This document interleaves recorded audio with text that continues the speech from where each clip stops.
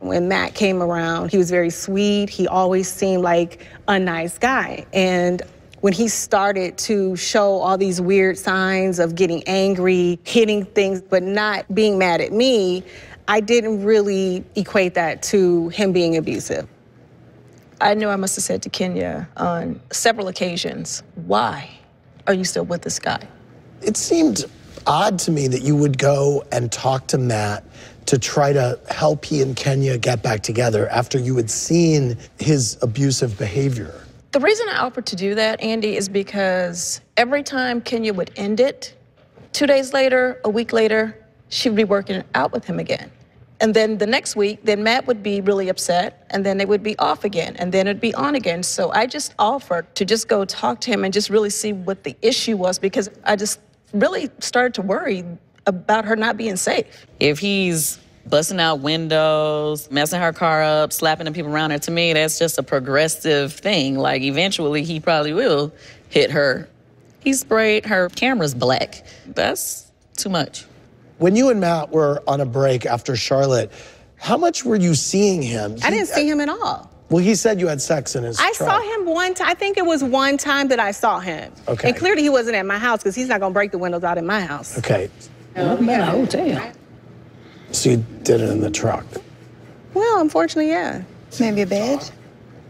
Louisana from New Bedford, Massachusetts said, Sheree, why did you accuse Kenya of provoking people, referring to her situation with Matt, when you yourself were a victim of domestic abuse? It seems to me like a double standard. No way do I ever condone a man putting his hands on a woman, whether she provoked him or not. She said, you need to be finding out why Matt is over there breaking your windows. If you're saying that you're scared to travel. I never said scared. Okay, you guys said that you were. It was a question. Okay, you felt a certain way about traveling with her, but you had this man who was doing things to you, and I think at that time it said it was his 4th incident. You were mocking abuse. You were. No, I was Sheree, not the mocking same way abuse. you took up for the young man in Miami. I sure did. The same way did. you took up for Matt in his abuse. You were all in that man's face. A woman is never responsible for a man being aggressive toward her, Sheree, no matter how much you put a bow on it. I was talking about she's in not this circle responsible with these girls. I'm talking to you because you do provoke people. What's going on with you and Matt? I mean, he's breaking windows. Obviously, she provokes a lot of people. Were you there when she said Nobody's that? jumped on me. No. That's nobody what I else. was talking The about whole with these world girls. did not get it Can I that talk? way. The whole world needs to know that I would never condone any man putting his hands on a woman. Well, let me ask you this, Kenya, because you said at that time, look, I know that Sheree has been abused. If that was a big secretive thing that you knew about that she hadn't shared with anyone else, why did you reveal it?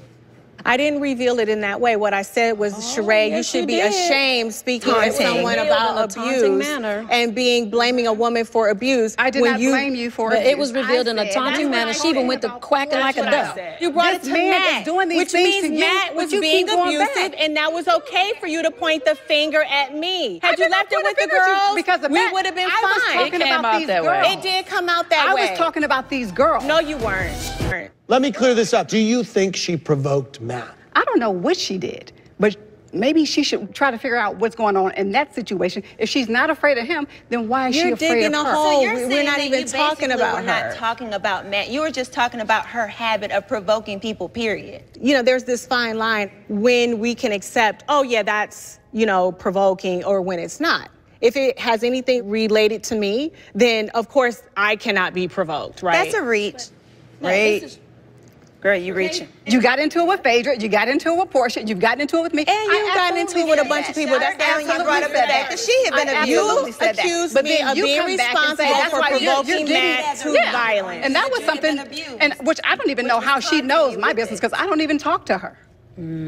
Well, I did know it, Sheree. You and I actually talked about it. And whatever will stay private between us will be private. It's nobody else's business. You said that you and I had a deep conversation? Yeah, we did. We talked about cheating. I don't know what else you and I talked about. Well, we talked about other stuff. I remember talking about cheating. You remember when we had lunch one time?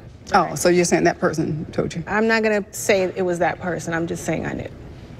Kenya, in an open letter to you on Instagram, Matt accused you of booking him for the show. And Jordan from Carson, California said, when are you gonna have a real relationship and stop hiring actors? Okay, so I've never hired Matt, and Matt has posted and deleted 100 different posts. It's just his cycle of abuse. I don't respond to him anymore. You have a new boyfriend. Well, that was between you and me. Well, no, Matt posted today an open letter to He your doesn't new... know anything about my new boyfriend. Okay. He posted a long open letter to this person. Yeah, he and posted he said a he rant left, like he always does. he said he left 3 Magnum condoms in your drawer. Yeah, he did. That speaks to the type of character and insanity that I had to deal with for the time that I was with him. He also posted a Woman Crush Wednesday post in support of Portia. No, Good don't for go him. there, child. I didn't Good have nothing to do choice. with that. Excellent couple. Thanks, but no thanks, Mr. Matt. Rodney from Oakland, California said, Kenya, why do you always have an excuse or see the reason for Matt's behavior, but you always rag on Portia for hers? I think they're very similar. I do. The difference is my tolerance for him and I have love for him. I have never even been friends with Portia, so yeah, my tolerance is gonna be different. Do you accept that? It's not for her. Oh, I didn't even hear her I'm answer. just curious what she thought. When was the last time you spoke to him or talked to him? New Year's, he texted me from a new number because he's blocked from contacting me. And he said something about he had spent New Year's in church praying. And I said, good for you, stay positive. I'm assuming that you are over Matt. I haven't thought about him since Thanksgiving.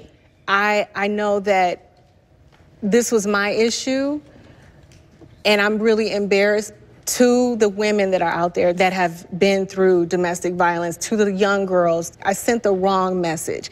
I think that when you see those signs of aggression, you have to leave at the first sign of it, because if you stay in it too long, you can really end up dead.